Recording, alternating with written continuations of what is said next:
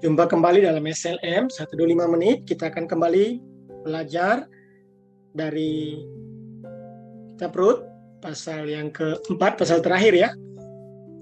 Kita tetap membahas tentang satu tema Rut, perempuan idaman. Rut pasal 4, dari 1 sampai 22. Sekali lagi teman-teman silakan membaca di rumah masing-masing, direnungkan. Kita review sedikit dari pasal 1. Kita belajar Rut, perempuan idaman.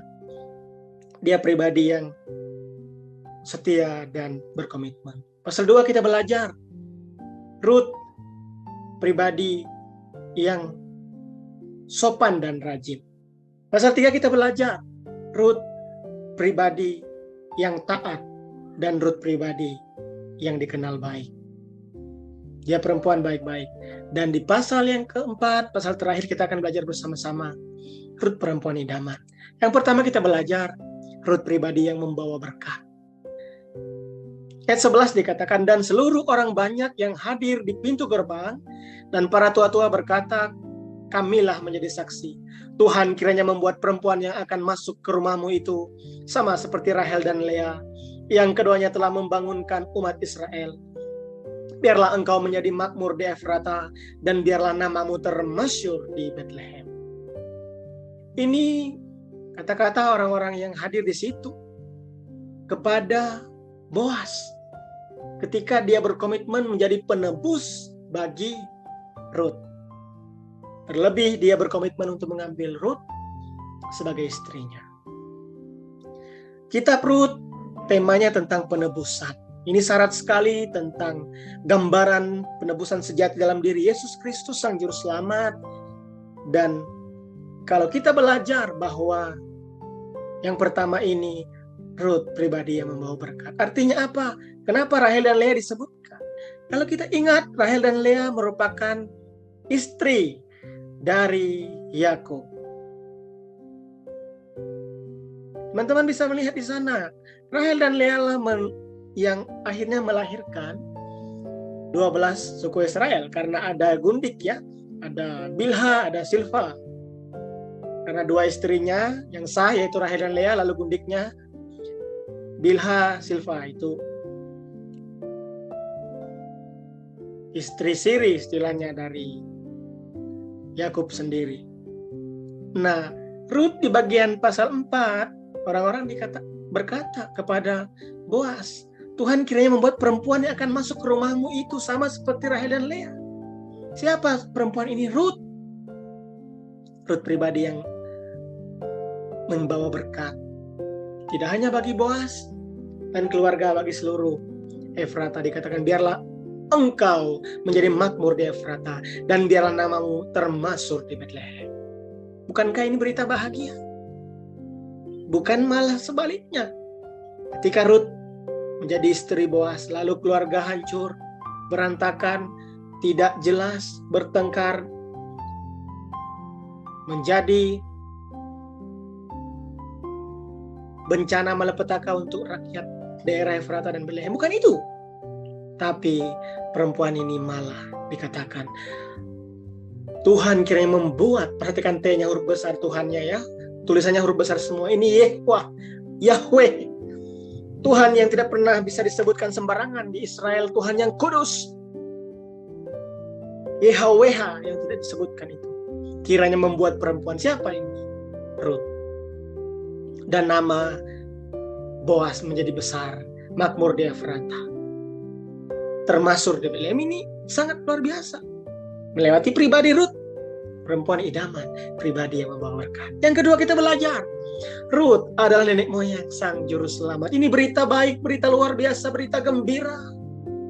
Ayat 13 dan 17 dikatakan, lalu Boas mengambil Rut dan perempuan itu menjadi istrinya, dan dihampirinya lah dia.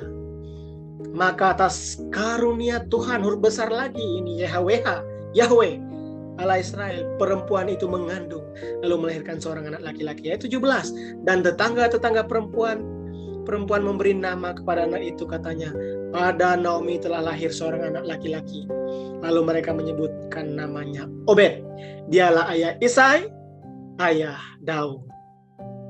Perhatikan, Obed, ayah Isai. Isai memperanakan Raja Daud.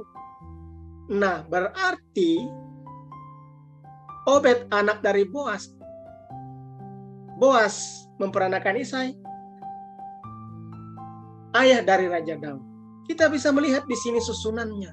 Melewati Rut yang dipakai sebagai alat Tuhan, menjadi cikal bakal, menjadi nenek moyang Tuhan kita Yesus Kristus Sang Juru Selamat.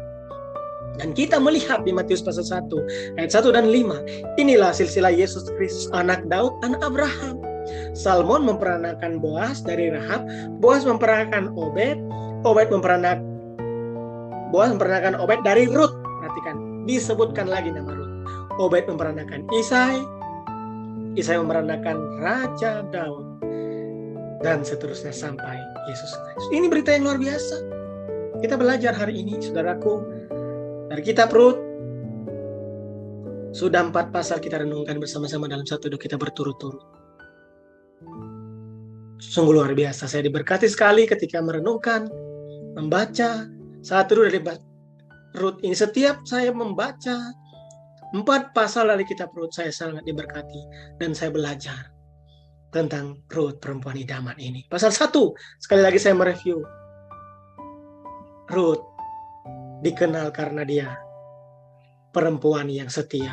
Rut punya komitmen. Pasal yang kedua. Rut pribadi yang sopan dan rajin. Pasal 3 kita belajar, Rut taat dan dikenal perempuan baik-baik. Yang ketiga kita belajar, hari ini terakhir pasal 4, Rut pribadi yang membawa berkat. Rut adalah nenek moyang Sang Juru Selamat, yaitu Yesus Kristus. Tuhan mau pakai Rut, meskipun dia bukan perempuan Israel, dia orang Moab, orang yang tidak percaya, namun melalui kehidupan Naomi mertuanya, Rut dikenalkan kepada Allah, Yahweh, Elohim, Adonai itu.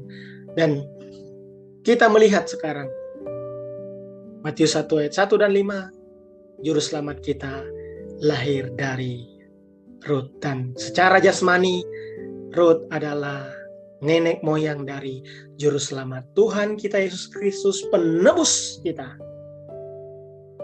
Itu sebabnya kita tetap percaya kepada Yesus Kristus, Sang Juru Selamat, Sang Penebus, sesuai dengan tema kitab Rut tentang penebus. Kiranya Tuhan menolong kita. Amin.